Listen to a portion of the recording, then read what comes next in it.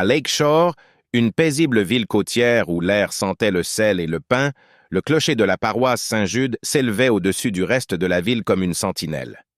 La petite communauté soudée gravitait autour de l'église, où les gens se réunissaient pour prier, partager leur vie et trouver du réconfort dans la présence des autres. Le père Damian Callahan était à la tête de la paroisse depuis plus de 10 ans. Une figure de stabilité dans un monde qui semblait souvent imprévisible. Sa voix grave, son attitude calme et sa capacité à réconforter les gens dans leurs heures les plus sombres lui avaient valu le respect et l'amour de ses paroissiens. Mais derrière l'apparence soignée du père Damian se cachait un homme tourmenté par des désirs qu'il ne pouvait jamais avouer à voix haute. Il avait rejoint la prêtrise en quête de réconfort, espérant que consacrer sa vie à Dieu l'aiderait à supprimer la part de lui-même qu'il ne pouvait supporter d'affronter. Pendant des années, ses prières et son service l'avaient aidé à maintenir l'illusion qu'il avait le contrôle de la situation. Mais au fond de lui, Damian savait que la bataille n'était jamais vraiment terminée. En 2021, cette lutte intérieure était devenue plus difficile à dissimuler. Elle a commencé au printemps lorsque Michael Donahue, l'un de ses paroissiens les plus fidèles, a commencé à lui demander conseil. Michael venait à la messe depuis que Damian le connaissait. Il était apprécié dans la communauté, connu pour son travail d'entrepreneur qui avait construit de nombreuses maisons qui parsemaient les côtes rocheuses de la ville. Michael était un homme viril, fort, fiable et très respecté. Il était également marié à Clara, une catholique fervente, et ensemble, ils étaient des piliers de la paroisse depuis plus d'une décennie. Mais quelque chose avait changé dans la vie de Michael, et, au printemps 2021, il demanda de l'aide au père Damian. Son mariage était en difficulté. Ce qui avait été une relation passionnée avec Clara s'était refroidi, et Michael se sentait de plus en plus agité. Le poids de ses responsabilités, combiné au sentiment étouffant d'un mariage qui ne le comblait plus, commençait à faire des ravages. Le père Damian, toujours un prêtre dévoué, avait écouté patiemment Michael lui avouer ses craintes et ses frustrations. Leur séance de thérapie avait d'abord pour objectif d'aider Michael à renouer avec sa femme, mais très vite, les conversations ont commencé à dériver vers d'autres domaines, plus profonds, plus personnels. Damian s'est senti attiré par Michael d'une manière qui allait au-delà du lien professionnel entre prêtre et paroissien. Il y avait quelque chose dans la vulnérabilité de Michael, dans sa force tranquille, qui faisait naître des sentiments que Damian avait tant essayé de réprimer. C'était un soir d'août, quand la frontière entre eux fut franchie. Michael était arrivé tard au presbytère, après une longue journée de travail, et ils s'étaient assis ensemble dans le bureau de Damian. La pièce était faiblement éclairée. L'air était lourd d'une odeur de cire de bougies et de vieux livres. Tandis qu'il parlait, Damian remarqua la façon dont les épaules de Michael s'affaissaient, l'épuisement dans sa voix, et sans réfléchir, il tendit la main, posant une main sur le bras de Michael. C'était un petit geste, destiné à le réconforter, mais le contact s'attarda plus longtemps qu'il n'aurait dû. Michael ne s'écarta pas. Au lieu de cela, il leva les yeux vers Damian. Ses yeux bleus cherchant quelque chose sur le visage du prêtre, de la compréhension peut-être, ou peut-être quelque chose de plus. À cet instant, tout changea. La tension tacite entre eux, qui s'accumulait depuis des semaines, finit par se dissiper. Ce qui avait commencé comme une simple séance de thérapie s'était transformé en quelque chose de bien plus dangereux. En octobre, la liaison entre le père Damian et Michael était devenue une partie régulière de leur vie à tous les deux. C'était comme si un barrage s'était rompu, et une fois leur désir libéré, il n'y avait plus de retour en arrière possible. Ils se rencontraient en secret, prenant toujours soin de cacher leur rencontre au reste de la ville. Leurs moments volés étaient remplis de passion, de culpabilité et d'une peur sous-jacente de jouer avec le feu. Pour Michael, cette liaison lui permettait d'échapper au poids étouffant de son mariage. Il se sentait à nouveau vivant, libre comme il ne l'avait plus ressenti depuis des années. Avec Damian, il pouvait être lui-même, sa véritable nature, sans le fardeau des attentes ni la pression constante d'être le mari parfait.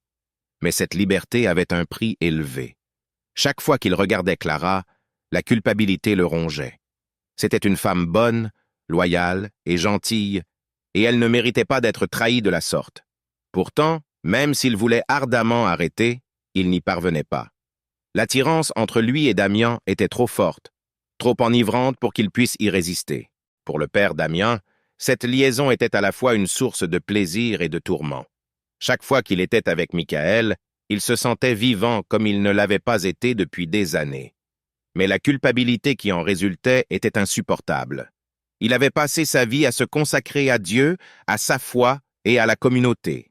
Comment pouvait-il concilier cela avec le fait qu'il rompait ses vœux, trahissant non seulement sa position de prêtre, mais aussi la confiance des gens qui comptaient sur lui pour être guidés? Après leur rencontre, Damien s'asseyait seul dans son presbytère, priant pour obtenir le pardon, suppliant Dieu de l'aider à trouver la force de mettre un terme à cette liaison. Mais chaque fois que Michael essayait de l'approcher, il se retrouvait incapable de résister. L'attraction magnétique entre eux était trop puissante, trop dévorante. Il se détestait pour cela, mais il était accro à la façon dont Michael le faisait se sentir, désiré, nécessaire, vivant. En 2022, lorsque l'hiver laissa place au printemps, Clara commença à remarquer les changements chez son mari. Au début, elle les avait mis sur le compte du stress. L'entreprise de Michael était en pleine croissance, et avec elle, la pression de la gestion des clients, des délais et des longues heures de travail. Mais au fil des mois, il devint évident qu'il se passait autre chose. Michael avait toujours été un mari attentionné, mais ces derniers temps, il était devenu distant, tant physiquement qu'émotionnellement. Clara sentait le changement entre eux. Michael avait commencé à s'éloigner, passant plus de temps au travail et moins de temps à la maison. Quand il était à la maison, il était distrait, se repliait souvent sur lui-même, ne discutant presque plus. Leur relation autrefois affectueuse s'était refroidie et l'intimité qu'ils partageaient autrefois avait presque disparu. Clara essayait de lui en parler, de lui demander ce qui n'allait pas, mais Michael restait évasif. Il donnait des explications vagues sur la fatigue ou le stress. Mais Clara savait qu'il y avait quelque chose de plus. Elle le sentait dans ses os. La façon dont il évitait son regard, la façon dont il tressaillait chaque fois qu'elle lui prenait la main. C'était comme s'il cachait quelque chose et l'esprit de Clara commençait à combler les lacunes. Elle se confia à son amie Teresa après la messe, un dimanche de février 2022. Elles étaient assises ensemble dans la salle paroissiale, sirotant un café en regardant les enfants jouer dans la cour. Teresa connaissait Clara depuis des années, et elle pouvait voir l'inquiétude se dessiner sur le visage de son amie. « Quelque chose ne va pas, Teresa, » dit Clara doucement, la voix tremblante. « Michael est tellement distant ces derniers temps. Il travaille toujours tard et quand il est à la maison, c'est comme s'il n'était pas vraiment là. Je ne sais pas ce qui nous arrive. » Teresa fronça les sourcils, l'inquiétude étincelant dans ses yeux. « Est-ce que tu lui en as parlé? » Clara hocha la tête. « J'ai essayé, mais il me repousse. Il dit qu'il est stressé, mais j'ai l'impression que... Je ne sais pas. J'ai l'impression qu'il me cache quelque chose. » Il y eut un silence, et Teresa hésita avant de parler. « Clara, je ne veux pas t'inquiéter, mais penses-tu qu'il pourrait y avoir quelqu'un d'autre? » Ces mots frappèrent Clara comme un coup de poing dans le ventre. Elle y avait pensé, bien sûr, mais elle avait repoussé l'idée, ne voulant pas croire que cela puisse être vrai. Michael avait toujours été fidèle, du moins c'est ce qu'elle avait pensé. L'idée qu'il ait une liaison semblait impossible, mais maintenant, entendre Teresa le dire à voix haute lui donnait l'impression que c'était bien réel. « Je ne sais pas, » murmura Clara, le cœur battant dans sa poitrine. « Je ne sais pas. » À partir de ce moment-là, Clara ne put s'empêcher de penser que quelque chose n'allait pas du tout. Elle commença à observer Michael de plus près, à remarquer chaque détail. Comment il rentrait tard à la maison, comment il regardait son téléphone quand il pensait qu'elle ne le regardait pas, comment il avait cessé de la toucher. C'était comme s'il était devenu un étranger, et Clara avait l'impression de le perdre, un morceau à la fois. Dans la nuit du 18 avril 2022, les pires craintes de Clara se confirmèrent. Michael était rentré tard à la maison, affirmant qu'il travaillait sur un projet pour un client. Il avait à peine parlé à Clara avant de s'effondrer sur le canapé, épuisé. Pendant qu'il dormait, Clara se sentit attirée par son téléphone, posé sur la table basse. Elle n'avait jamais été du genre à envahir sa vie privée, mais quelque chose en elle, une peur profonde et instinctive, la poussa à le prendre. Ses mains tremblaient lorsqu'elle déverrouilla le téléphone, son cœur battant à tout rompre. Elle parcourut ses messages, son souffle se coupant dans sa gorge, lorsqu'elle vit le nom. Père Damian.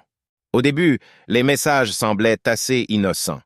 De brefs échanges sur des événements de l'Église et des affaires paroissiales. Mais à mesure qu'elle parcourait la page, le ton des messages changeait. Il devenait plus personnel, plus intime.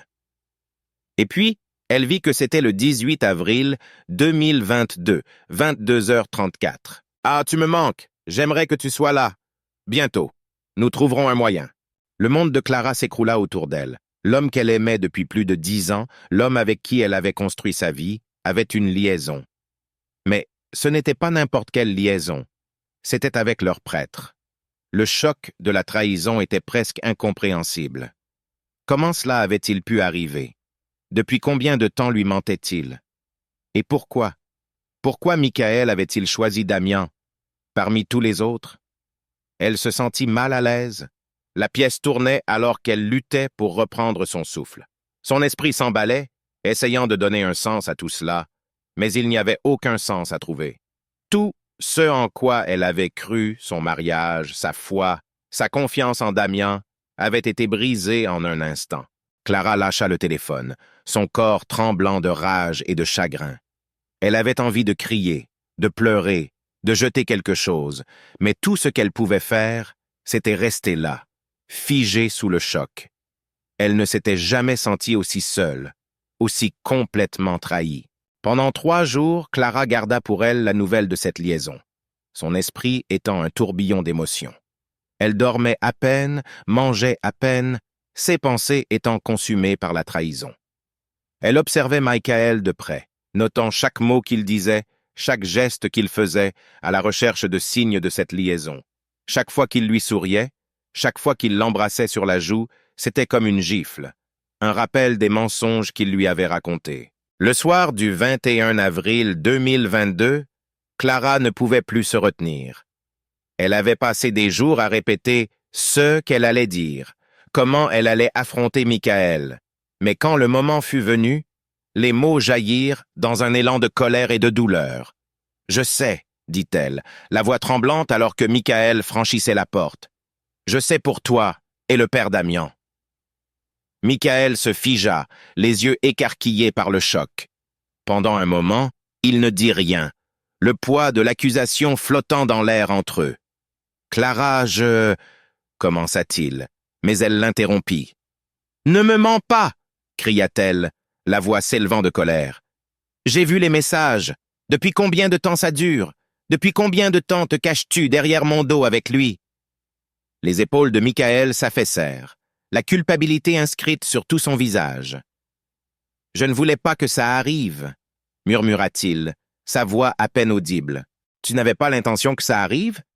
La voix de Clara se brisa tandis que des larmes emplissaient ses yeux. « Tu as tout détruit, notre mariage, notre famille, tout. Et pourquoi? Pour lui? Comment as-tu pu me faire ça? » Michael n'avait pas de réponse. Le poids de sa culpabilité l'écrasait, mais il savait qu'il ne pouvait rien dire pour arranger les choses. Cette liaison avait été une erreur terrible et irréversible, et il devait maintenant en assumer les conséquences. Le 15 mai 2022, Clara prit sa décision. Elle allait affronter le père Damian pour lui faire répondre de ses actes. Elle avait passé des semaines à le planifier dans sa tête, à imaginer ce qu'elle dirait, comment elle lui ferait comprendre la douleur qu'il lui avait causée. Mais quand le jour arriva enfin, son cœur battait fort dans sa poitrine. Ses mains tremblaient alors qu'elle s'approchait du presbytère. Le père Damian avait accepté de la rencontrer, persuadé qu'elle venait à lui pour une orientation spirituelle. Il redoutait cette rencontre, sachant que Clara avait découvert la liaison, mais il ne pouvait plus l'éviter. La culpabilité était trop lourde à porter, et il savait que tout finirait par s'écrouler. Clara arriva au presbytère à 16 heures, le visage pâle, les yeux emplis d'un mélange de colère et de tristesse. Damian pouvait voir la douleur écrite sur elle, et cela lui retourna l'estomac de culpabilité. « Clara !» dit doucement Damian, lui faisant signe de s'asseoir. « Parlons. » Mais Clara ne s'assit pas. Elle se tenait au centre de la pièce, les poings serrés, les yeux brûlants de fureur. Tu m'as trahi, dit-elle, la voix tremblante de rage. Tu nous as tous trahis. Damian déglutit difficilement, le cœur battant. Clara, je n'ai jamais voulu te faire de mal, je... Ne dis pas ça, hurla Clara en s'approchant d'un pas. Tu as tout détruit. Tu as pris mon mari, ma vie, et pourquoi? Tu étais censé nous guider, nous aider, et au lieu de ça, tu... Sa voix se brisa et des larmes coulèrent sur son visage. Tu m'as tout pris. Avant que Damian ne puisse répondre, la porte du presbytère s'ouvrit. Michael entra, le visage pâle et empli d'effroi. Il était venu pour essayer d'empêcher ce qu'il savait être sur le point de se produire, mais dès qu'il vit l'expression sur le visage de Clara, il sut qu'il était trop tard. « Clara, s'il te plaît !» dit Michael, la voix tremblante. « Cela ne va rien arranger. » Clara se tourna vers lui, les mains toujours tremblantes. « C'est toi qui as fait ça, » murmura-t-elle, la voix emplie de venin. « Tu as tout gâché. » Dans un accès de rage, Clara saisit un lourd bougeoir en laiton sur la table voisine et le balança vers Michael. Le coup atterrit avec un bruit sourd et écœurant, et Michael trébucha en arrière, du sang ruisselant sur son visage. Il s'effondra au sol, les yeux écarquillés par le choc. Pendant un moment, la pièce resta silencieuse. Damian se précipita aux côtés de Michael, ses mains tremblantes alors qu'il les pressait contre la blessure, mais il était trop tard. Le sang s'accumulait sous le corps de Michael, sa respiration était superficielle. À 17h10, l'homme qu'ils avaient aimé tous les deux était mort, et le poids de leur péché s'écrasait autour d'eux. Les jours qui suivirent la mort de Michael provoquèrent une onde de choc à Lakeshore. Le 20 mai, la ville était en effervescence, et la vérité sur la liaison entre le père Damian et Michael s'était répandue comme une traînée de poudre. La paroisse Saint-Jude, autrefois le centre de la foi de la communauté, était devenue l'épicentre d'un scandale. Certains accusèrent Clara d'être responsable de ce qui s'était passé, affirmant que sa jalousie l'avait poussée à la folie. D'autres accusèrent le père Damian d'avoir trahi ses vœux et d'avoir violé la confiance de la paroisse. La congrégation, autrefois pieuse, était désormais divisée, sa foi ébranlée jusqu'à ses fondements. Pour le père Damian, la culpabilité était insupportable. Il avait non seulement trahi sa foi, mais avait aussi causé la mort de l'homme qu'il aimait. Le 10 juin 2022, il démissionna de la prêtrise, quittant définitivement Lakeshore. Il savait qu'il ne pourrait jamais réparer les dommages qu'il avait causés et que la rédemption, si elle devait jamais arriver, ne se trouverait pas dans la ville où S.A. péché avait été révélé. Quant à Clara, sa culpabilité la consumait. Au début du mois de juillet 2022, elle avait été internée, jugée inapte à subir un procès pour la mort de Michael. Son esprit autrefois fort s'était effondré sous le poids de ce qu'elle avait fait, et elle passait ses journées en silence, hantée par le souvenir de ses actes. Lakeshore ne serait plus jamais la même. La tragédie avait laissé une cicatrice sur la ville qui ne guérirait jamais complètement, un rappel de la façon dont les secrets, lorsqu'ils sont enfouis trop profondément, ont le pouvoir de tout détruire sur leur passage. Les cloches de l'église sonnaient toujours le dimanche, mais leur son n'était plus un appel au culte. C'était un rappel de la trahison, des mensonges et des vies brisées. Certaines blessures ne guérissent jamais, et pour ceux qui restaient derrière, les cicatrices de ce jour fatidique persisteraient à jamais.